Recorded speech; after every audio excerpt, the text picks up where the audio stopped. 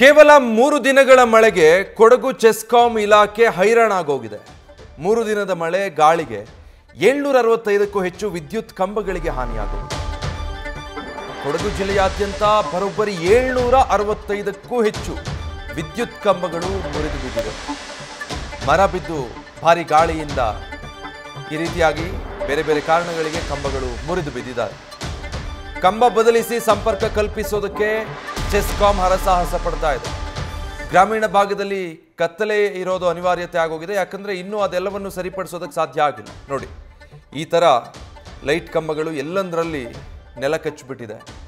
ಗಾಳಿ ಜೋರು ದೊಡ್ಡ ಮಟ್ಟದಲ್ಲಿ ಬೀಸಿದೆ, ಮತ್ತೆ ಅತಿಯಾದ ಮಳೆ ಆಗಿದೆ। ಅದರ ಪರಿಣಾಮ ಈ ರೀತಿ ವಿದ್ಯುತ್ ಕಂಬಗಳು ಒಂದೆರಡು ಕಡೆ ಅಲ್ಲ, ಸುಮಾರು 750ಕ್ಕೂ ಹೆಚ್ಚು 765ಕ್ಕೂ ಹೆಚ್ಚು ವಿದ್ಯುತ್ ಕಂಬಗಳು ಈ ರೀತಿ ಮುರಿದು ಬಿದ್ದಿರೋದು। ನಗರ ಪ್ರದೇಶಗಳಲ್ಲಿ ವಿದ್ಯುತ್ ಮರು ಸಂಪರ್ಕ ನೀಡೋದಕ್ಕೆ ಒಂದು ಹಂತಕ್ಕೆ ಯಶಸ್ವಿಯಾಗಿದ್ದಾರೆ, ಆದರೆ ಗ್ರಾಮೀಣ ಭಾಗದಲ್ಲಿ ಇನ್ನೂ ಕೂಡ ಅದು ಸಾಧ್ಯ ಆಗಿಲ್ಲ। ಭಾರಿ ಗಾಳಿ ಮತ್ತು ತುಂತುರು ಮಳೆಯಿಂದ ಗ್ರಾಮಗಳಲ್ಲಿ ಅದನ್ನು ಮತ್ತೆ ಸರಿಪಡಿಸೋ ಕೆಲಸಕ್ಕೂ ಅಡ್ಡಿ ಆಗ್ತಾ ಇದೆ।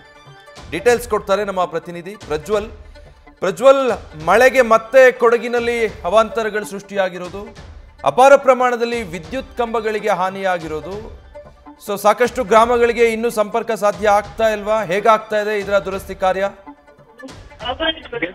ಏನು ಕೊಡಗು ಜಿಲ್ಲೆಯಾದ್ಯಂತ ಭಾರಿ ಮಳೆಯಾದ ಕಾರಣದಿಂದಾಗಿ ಸಾಕಷ್ಟು ಸಮಸ್ಯೆಗಳು ಉಂಟಾಗಿರ್ತಕ್ಕಂಥದ್ದು। ಅದರಲ್ಲೂ ವಿದ್ಯುತ್ ಕಂಬಗಳು ಧರೆಗುರುಳಿದ ಪರಿಣಾಮವಾಗಿ ಸಾಕಷ್ಟು ಗ್ರಾಮಗಳಿಗೆ ವಿದ್ಯುತ್ ಸಂಪರ್ಕ ಕಟ್ ಆಗಿರ್ತಕ್ಕಂಥದ್ದು।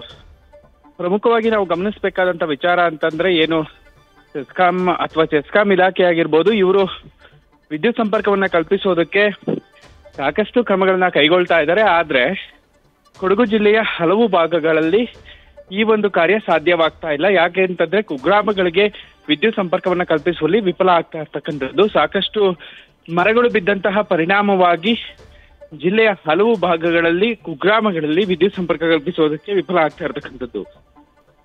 Thank you Prajwal.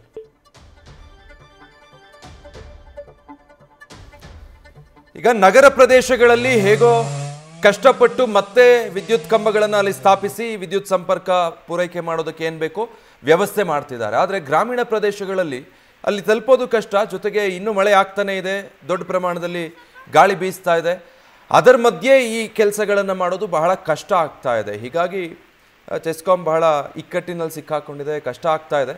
ಇನ್ನು ಬಹಳಷ್ಟು ಹಳ್ಳಿಗಳಲ್ಲಿ ಇದೇ ಕಾರಣಕ್ಕಾಗಿ ವಿದ್ಯುತ್ ಸಂಪರ್ಕ ಕಡಿತ ಆಗಿರೋದ್ರಿಂದ ಕತ್ತಲೆಯಲ್ಲೇ ಕಾಲ ಕಳಿಬೇಕಾಗಿದೆ। ಯಾಕಂದರೆ ಕಂಬಗಳನ್ನು ಮತ್ತೆ ನಿಲ್ಲಿಸಿ ಅಲ್ಲಿ ಪವರ್ ಸಪ್ಲೈ ಕೊಡುವಂತಹ ದುರಸ್ತಿ ಕಾರ್ಯ ಇನ್ನೂ ಆಗಿಲ್ಲ, ಅದಾಗಿಲ್ಲದ ಹೊರತು ಪವರ್ ಸಪ್ಲೈ ಸಾಧ್ಯ ಆಗೋದಿಲ್ಲ। ಹೀಗಾಗಿ ಕೆಲವು ಹಳ್ಳಿಗಳು ಕತ್ತಲಲ್ಲಿ ಮುಳುಗಿದೆ।